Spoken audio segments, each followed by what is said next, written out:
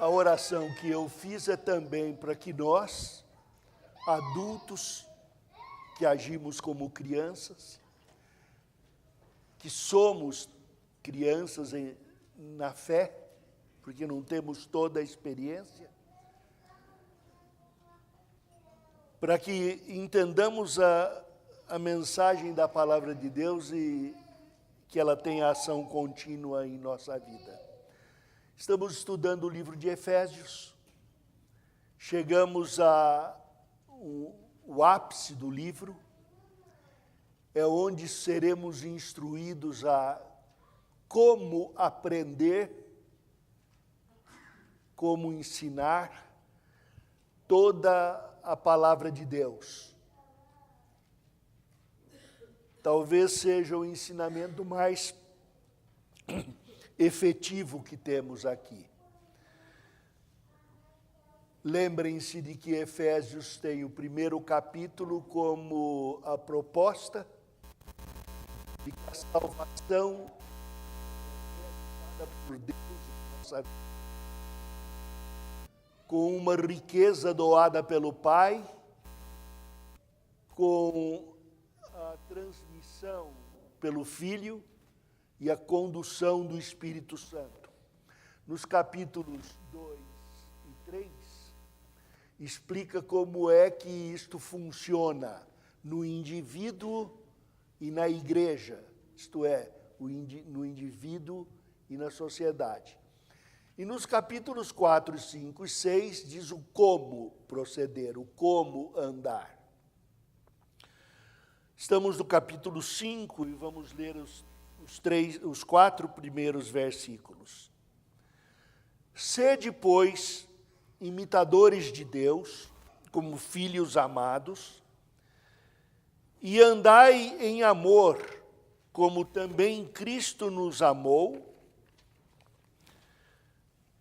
e se entregou a si mesmo por nós, como oferta e sacrifício a Deus em aroma suave. Mas a impudicícia e toda sorte de impurezas ou cobiça, nem sequer se nomeie entre vós como convém a santos, nem conversação torpe, nem palavras vãs ou chocarrices, coisas essas inconvenientes, antes, pelo contrário, ações de graças. Pai amado, dá-nos a Tua palavra, Tua mensagem, para transformar a nossa vida, em nome de Jesus. Amém.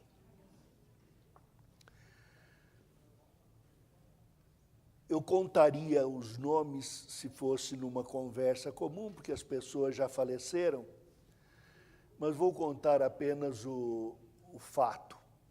Estávamos na casa de um químico que era professor na escola de medicina e ele tinha um físico muito conhecido no Brasil que era seu amigo e eles jogavam, costumavam se reunir para jogar xadrez. O filho deste professor era pastor, muito amigo, e naquele dia eu fui à casa deles e observei algo que para mim foi assustador. No final do jogo de xadrez, o barulho como se as peças tivessem sido jogadas do tabuleiro. Fui à sala para ver o que acontecia, mas tive de voltar, não pude continuar ali, porque a porta foi fechada. Mas o grande físico estava no chão, com as pernas estendidas como uma criança, batendo e gritando, eu não posso perder, eu não posso perder. E o mundo que conheceu César Lattes, conheceu o tantrum, uma crise nervosa. A gente dá risada, como é que pode um homem dessa estatura, mas esperem, você nunca perdeu a paciência? Você não se jogou no chão, mas talvez tenha batido a porta, esmurrado a parede.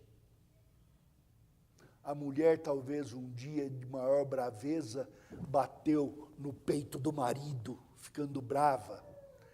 Ou jogou um copo no chão, uma peça, como nossos filhos. O problema é nosso, de todos nós, de alguma forma perdermos a paciência. Tome cuidado, porque um dia você vai encontrar uma mulher inteligente como a minha, que eu disse, olha que eu vou perder a paciência, ela disse, ninguém pode perder o que não tem. Se você for perder a paciência, tenha certeza de que um dia teve.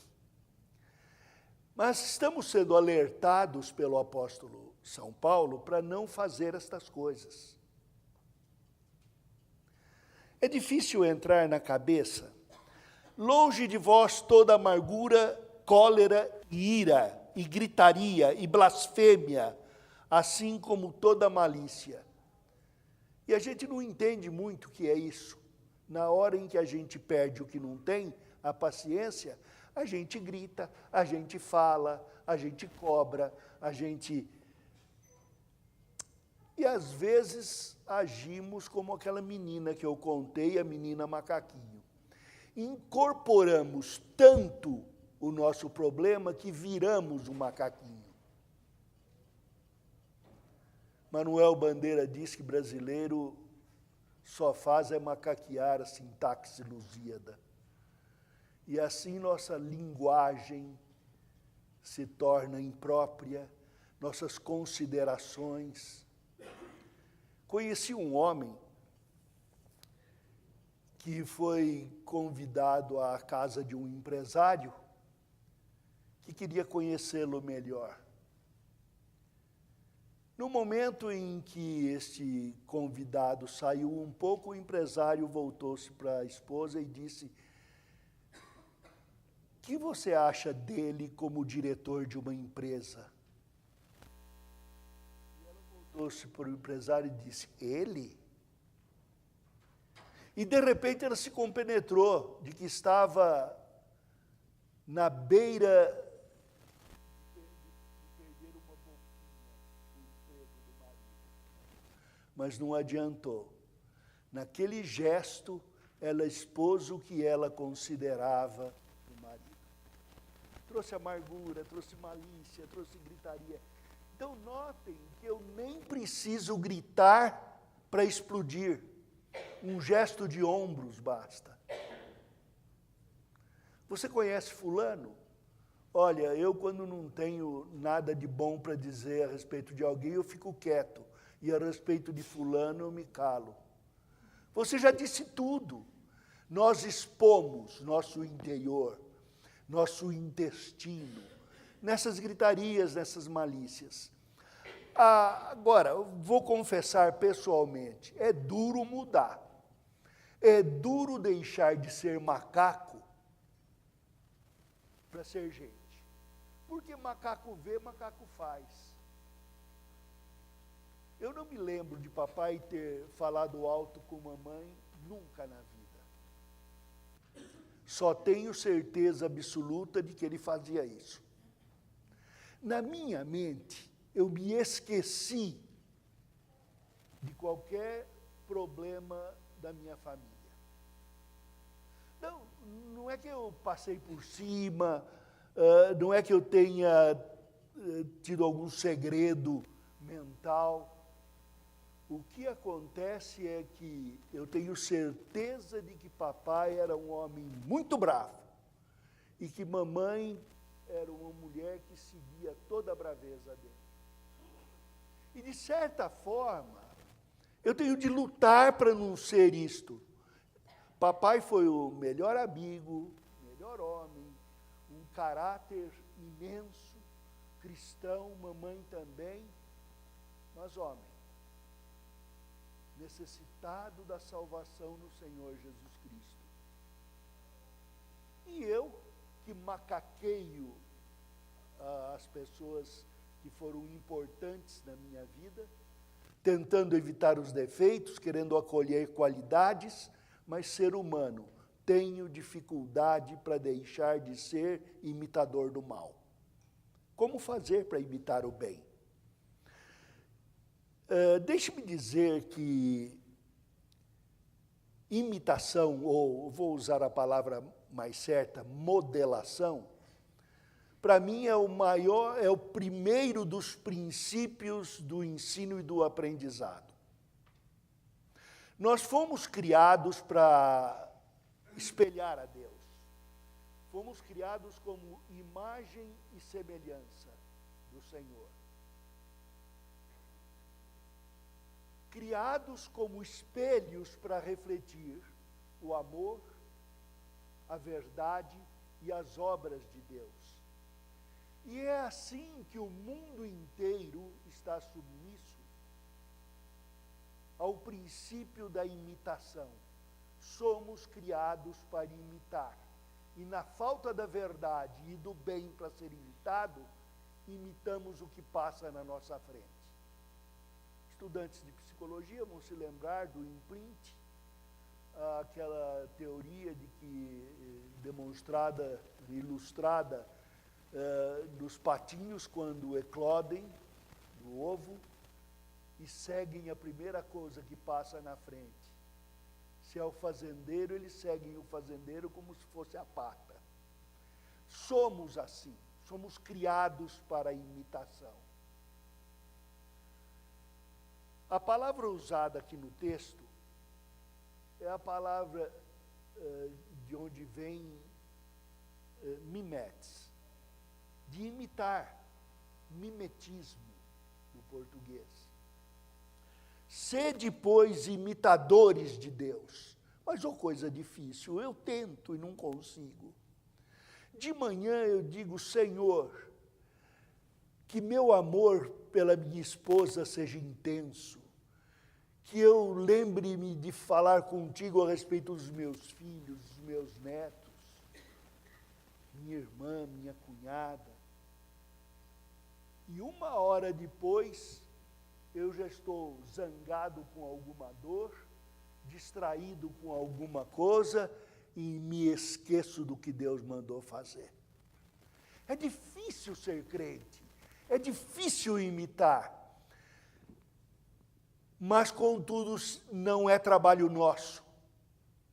A promessa de que esta é uma obra do Espírito na nossa vida e não obra nossa. Nós estamos acostumados a perguntar o que eu devo fazer. Deixe-me dizer, pergunte antes o que você deve ser.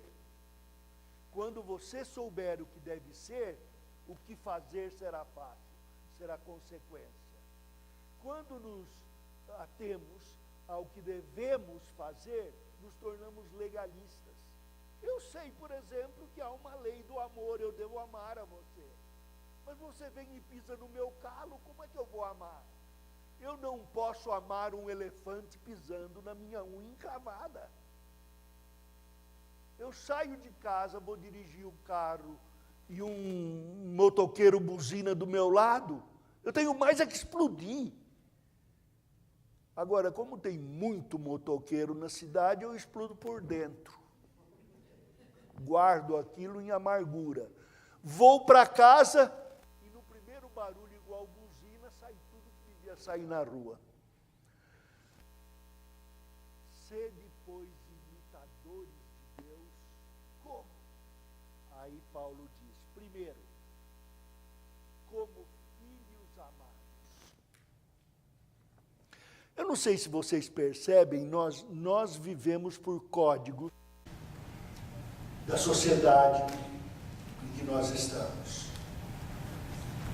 Aqui na igreja tem tanto médico que se alguém tiver um problema aí, vai morrer porque vai chover médico em cima, ninguém vai dar ar para ele.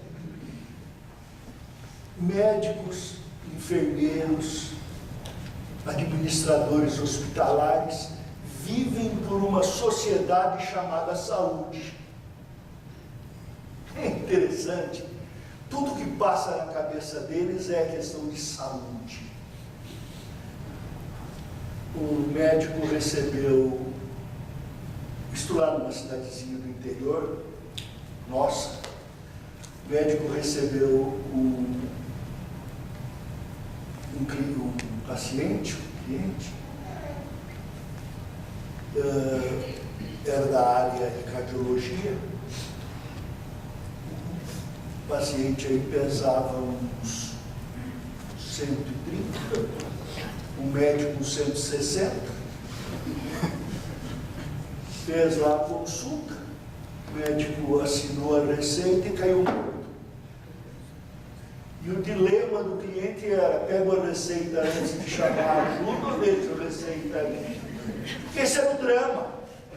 Nós vivemos por códigos sociais. Há também um bando de advogados aqui, muitos. E os advogados vivem um clima da ética e da justiça. Ainda que o clima seja antiético e injusto, vivemos sedentos de certos padrões. Por exemplo, vá a um juiz corrupto e mostre a ele que você sofreu uma injustiça. Ele vai se irar contra o injusto, ele mesmo sendo injusto. É isto que nós fazemos. Há também muitos professores aqui. A professora aqui é da com pau.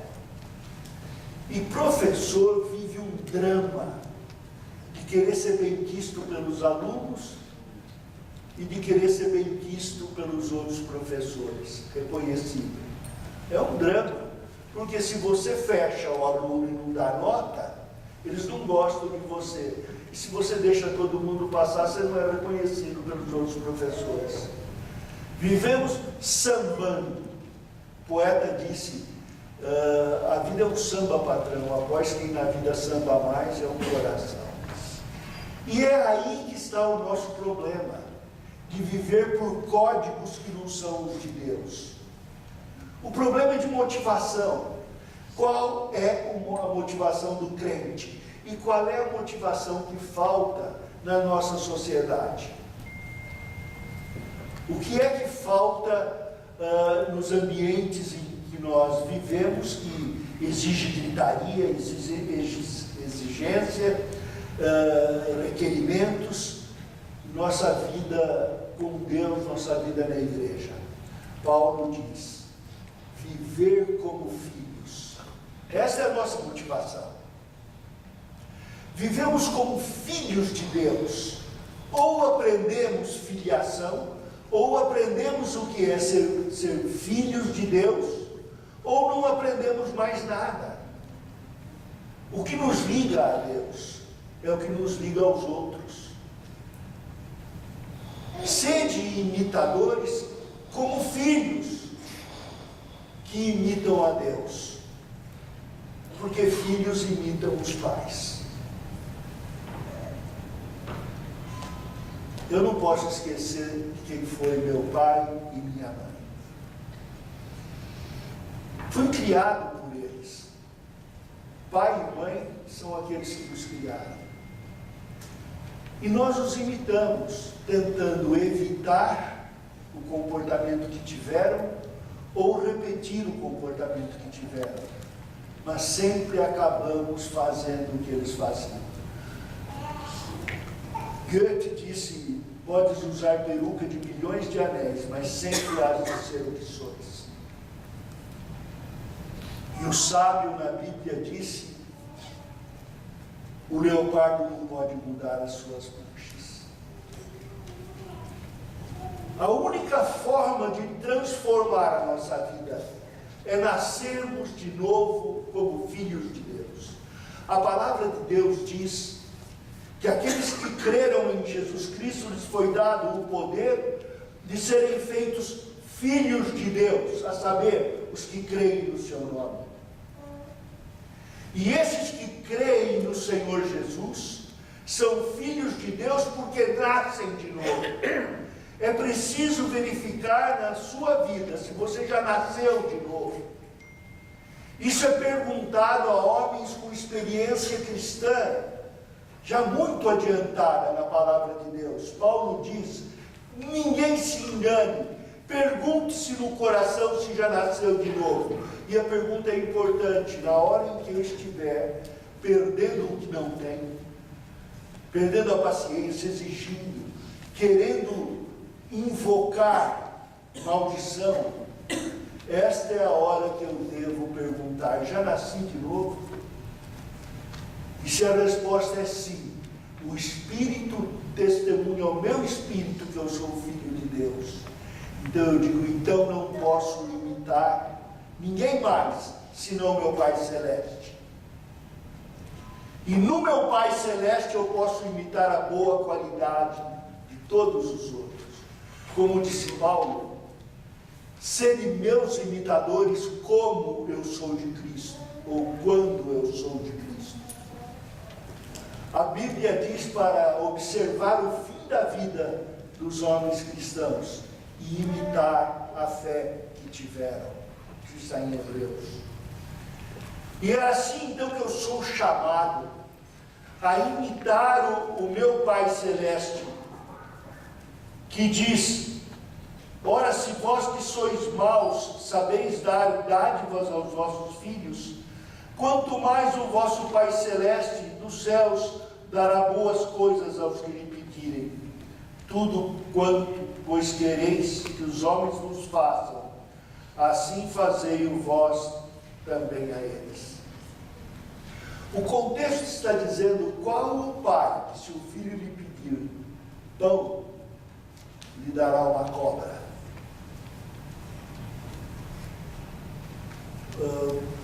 Lhe dará uma pedra?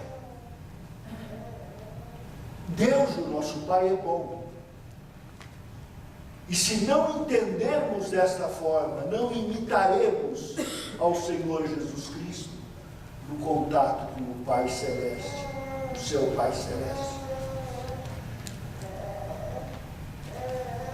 Diante de aflições, diante de frustrações, diante de queixas, eu me lembro de que Deus é bom e que tudo que vem de Deus é bom. Se não me parece bom agora, me parecerá bom depois. E o exemplo bíblico é o da mulher grávida, que sofre para dar à luz, mas uma vez que vem à luz o filho, ela se esquece do que sofreu e ama. E nós não temos experimentado este parir, bondade, porque está longe de nós a imitação do nosso Pai. Uma outra razão é que o que nos une é a filiação a Deus. O que é riqueza nessa vida é a nossa filiação a Deus. Não adianta ter um país rico, cheio de riquezas minerais e vegetais, se o nosso coração não está pronto para agradecer a Deus essas coisas.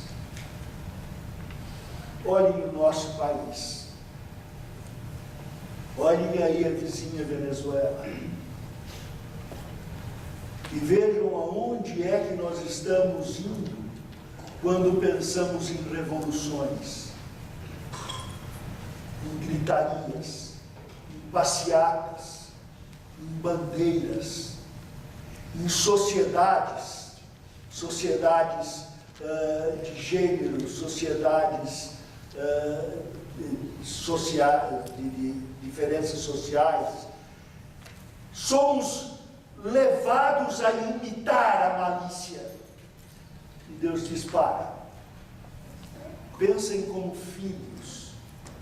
Deus é bom e aquilo que Ele nos dá sempre é o trigo que deve ser moído na mó do sofrimento para ser transformado em pão para dar a quem tem necessidade. Só filhos de Deus descobrem isso. Segundo lugar, ele diz aqui: e andai em amor como também Cristo nos amou e se entregou a si mesmo. O nosso desejo é que tudo nos vá bem. Meu carro deve ser um carro, desculpem os mais novos, mas eu sou dos velhos, um Oldsmobile, com aquela V8, gasolina a preço de Venezuela, centavos por litro, e nunca quebrar. Carro que não quebra. E se eu não puder dirigir, tem um motorista que trabalha de graça, só para andar no meu carro. Queria ter uma família perfeita. Todo dia é dia de churrasco, todo dia é dia de festa, todo dia é dia de desaniversário. Só eu não comemoro, esses desaniversários são todos meus. Onde os filhos não envelheçam, produzam netos a dar com pau. E cuidem bem, para que eles só venham em casa nos momentos em que eu estou bem. A vida não é assim. Vivemos num mundo decaído pelo pecado. E experimentamos o pecado porque experimentamos o que todos os homens experimentam, para poder entender o que é o amor, o que é doar sem pedir nada em troca. Por isso ele diz: andar em amor, como também Cristo nos amou e se entregou a si mesmo. Nós não temos nos entregado a nós mesmos. Eu não tenho, desculpe quando eu falo nós não temos, eu não sei sobre vocês. Eu não me entrego, não. Para tirar alguma coisa de mim, tem que tirar a força. Amizade, por exemplo. Amizade eu dou, eu gosto, mas sai como se tivesse arame farpado sendo puxado na minha garganta. Se eu pudesse viver sozinho, sem ninguém me incomodar, eu viveria. Porque daí eu poderia me queixar de todo mundo. Ninguém gosta de mim, ninguém vem em casa, ninguém me vê. Aí eu daria expansão a toda a minha amargura. O Senhor Deus me deu tudo o que é preciso para tirar o mal de mim. Você é parte disso. Quando você força a que eu ame, você está me ensinando a amar e tirando de mim o egoísmo. Quando você força que eu viva a vida cristã, você está me levando para mais perto de Deus, onde eu não queria ir. É a vida assim, em que você trabalha na minha vida, eu trabalho na sua, para que sejamos filhos de Deus, como o Senhor se entregou. O outro ponto, a Bíblia continua aqui,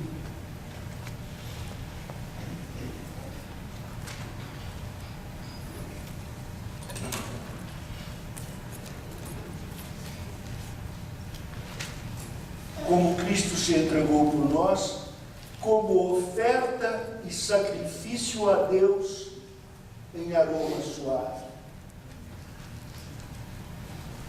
Quando as pessoas se entregam umas pelas outras e ficam contando vantagem,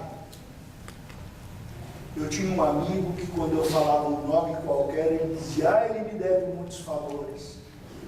Quando nós ficamos contando, vocês sabem quem, quando ficamos contando os favores que nos devem, já perdemos essa grande bênção.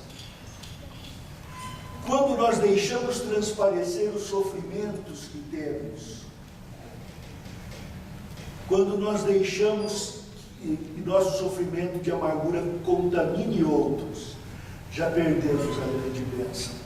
A Bíblia diz: como aroma suave. Algumas pessoas aqui na igreja que, quando te pergunta onde é que dói, elas sorriem e tira toda a dor da gente. Isso é bom, isso é agradável. Não é que eu não devo falar onde é que dói. É que eu não devo deixar que a minha dor contamine o nosso comportamento. Eu devo agir como aroma suave. Entregar a minha vida em sacrifício e gostar do que está acontecendo. Vocês se lembram de que o poeta Vinícius disse: filhos, melhor não tê-los, mas se não tê-los, como sabê-los? Deus me deu uma família, para que essa família me sofresse, e eu sofresse essa família, e juntos nós nos abençoássemos com amor sacrificial, e descobríssemos o quanto custa amar, o quanto custa nos entregar, nos desgastar e deixar ser desgastado. A minha avó, Laura, quando chegávamos nas férias, em casa dela, éramos uns 20 netos. Não sabíamos do mal que causávamos com a gritaria toda. Mas quando íamos nos aproximando, ela cochichava ao ouvido. Ela dava sempre um beijo babado. E a gente não podia limpar, senão beijava de novo. E ela dizia: atrás da lenha tem uma manga que eu guardei para você. Eu corria, e todos corriam. Um ia atrás da manga, outro atrás do galinheiro, outro atrás do tambor, uma manga para cada neto. E se chegasse mais alguém, teria manga espada, manga família, bourbon, coquinho. E todo mundo ficava de cara babada de manga. Alguém disse da minha avó: ela nunca foi encontrada de mãos vazias. Este é o grande aroma. É não sermos encontrados de mãos vazias, mas passarmos a bênção de Deus, entregarmos a bênção de Deus. Por isso é que o texto aqui diz: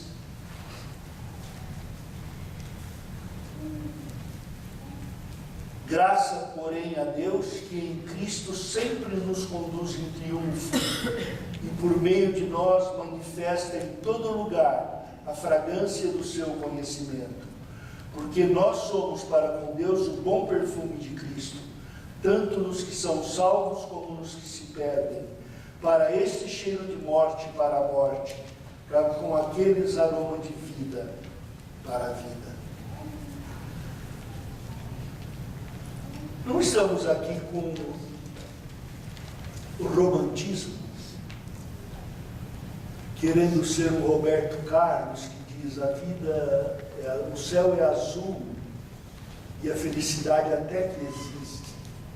Porque num dado momento como ele, vamos nos mandar todo mundo para o inferno.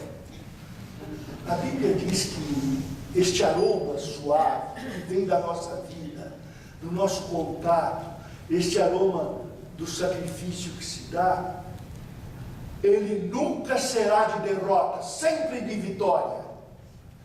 Diante dos que se perdem, mesmo que cheire morte, e diante dos que são salvos, porque eles sentem o perfume de vida. Este tipo de vida, de entregar-se por amor de Cristo, e de deixar, mesmo no sofrimento, exalar o seu aroma suave, é evangelístico e é amadurecedor. Ele convence o coração do homem, porque convence a nós mesmos. E finalmente, diz: mas a impudicícia e toda sorte de impureza ou cobiça nem sequer se nomeia entre vós, como convém a santos, nem conversação torpe, nem palavras vãs ou chocaleces, coisas estas que não convêm, inconvenientes, antes, pelo contrário, ações de graça. O quarto lugar é imitar a Deus como convém a santos. Quando diz santos aqui, está se tratando daqueles que são separados para receber a santidade de Cristo. Não está dizendo que Vadislau é perfeito, que ele vai agir sempre da maneira certa, que ele sempre vai agir como filho de Deus, que ele toda hora vai amar como Cristo amou, que toda hora ele vai exalar o aroma suave. O que diz é que toda hora ele vai buscar a justificação, a justiça que vem de Cristo, para confessar o pecado e para perdoar o pecado e para reatar toda a convivência com Deus e com os homens. Não haja conversação torpe, não haja conversação podre, nem palavras vãs ou chocarrices, zombarias, zombar uns dos outros, pensar mal uns dos outros, falar mal uns dos outros. Eu, o maior dos pecadores, posso receber de vocês a motivação da santidade de Cristo para abandonar o meu pecado. Quando você me ouvir caindo em qualquer desses pecados, sendo impuro, cobiçando, falando coisa que não devo, venha a mim e me abrace e me diga: você é filho de Deus. E você vai despertar em mim o amor que houve em Cristo. Vai despertar em mim a consciência cristã. E eu vou confessar. Diz a Bíblia, perdoando uns aos outros. E finaliza com ações de graças. 1 Pedro diz: segundo é santo aquele que vos chamou, tornai-vos santos também vós mesmos em todo o vosso procedimento. Porque escrito está: sede santos, porque eu sou santo. Não é sede santos para ver se chega a ser como eu sou santo, mas diz: eu sou santo, por isso você será, porque é meu filho, eu vou produzir isso. Esta é a experiência que Paulo está nos chamando a reconhecer. Uma experiência que devia ser vivida por todos nós e para os de fora. Uma experiência de imitação de Deus, de tal forma que dissessem: eu conheço a Cristo. E Deus os abençoe.